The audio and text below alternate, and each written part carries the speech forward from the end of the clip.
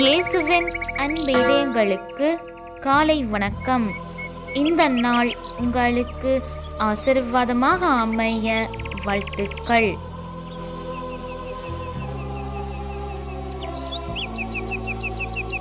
இப்புதிய நாளுக்கான ஆசீர்வாத இறைவசனம் திருப்பாடல்கள் அதிகாரம் 121 இறை வார்த்தை 8.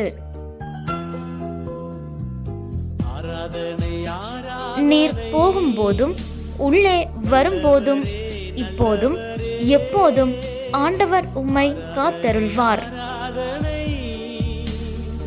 அற்புதமே அதிசயமே